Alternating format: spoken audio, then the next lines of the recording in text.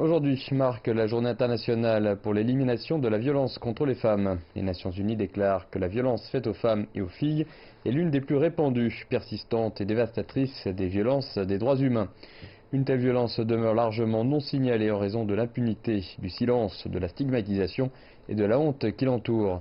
De tout le mal fait aux femmes, la plupart se déroule au sein du foyer. Notre journaliste regarde comment les victimes sont soutenues en Chine et quels sont les défis qui restent encore à relever. On l'appelle la pandémie cachée. La violence contre les femmes toucherait une personne sur 3 dans le monde, selon l'OMS. Ici, en Chine, ce n'est pas moins une menace, mais c'est un problème considéré comme tabou, ce qui signifie que s'exprimer représente un défi de taille. La plupart des femmes qui ont été battues ne s'expriment pas tout de suite. Il y a un vieil adage qui dit « La honte de la famille ne devrait pas être révélée à l'étranger ». Ding Juan dirige le Centre pour femmes Maple qui offre une ligne de soutien aux femmes partout en Chine. Elle compte à ce jour 150 000 appels depuis qu'elle a été inaugurée il y a une trentaine d'années. Plus de 10% concernent la violence domestique. Nous pouvons les aider à lutter contre cette façon de penser traditionnelle et leur dire « Le fait d'être battu n'est pas de votre faute, vous n'avez rien fait de mal ». Yuan Zhong, un groupe qui rassemble des avocats, des conseillers et des travailleurs sociaux, les aide en leur fournissant des conseils juridiques ainsi qu'une représentation devant les tribunaux. Nous avons environ 200 avocats qui travaillent pour nous pro bono à travers tout le pays. De nombreux avocats sont heureux de consacrer une partie de leur temps et de leur expertise à notre travail.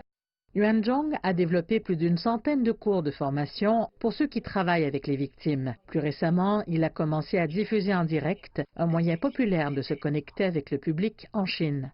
Il s'agit de montrer aux gens comment reconnaître la violence domestique, ce qu'elles peuvent faire si leur partenaire est violent, ce qu'elles peuvent faire pour s'en sortir et comment gérer ses relations intimes. En 2016, la première loi chinoise contre la violence domestique est entrée en vigueur. Cela signifie que les affaires ne sont plus considérées comme des affaires familiales, mais plutôt comme des affaires relevant du tribunal.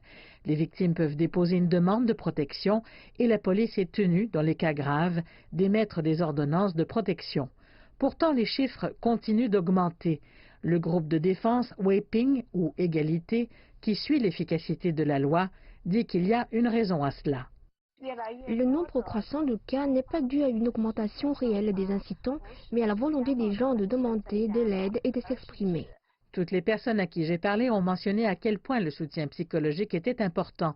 Elles ont exprimé l'espoir d'avoir plus d'abris, plus de sensibilisation et d'action, rappelant une conférence historique des Nations Unies qui a eu lieu dans la capitale chinoise. Il y a 25 ans, des dirigeants du monde entier sont venus ici pour signer ce que l'on appelle la déclaration de Beijing. Ils se sont engagés à éliminer toutes les formes de violence contre les femmes. Ce que ces groupes font à Beijing, c'est de ramener la question à l'avant-scène d'une manière que les lois seules ne peuvent peut-être pas. Ce qu'ils espèrent, c'est qu'il y aura enfin un changement.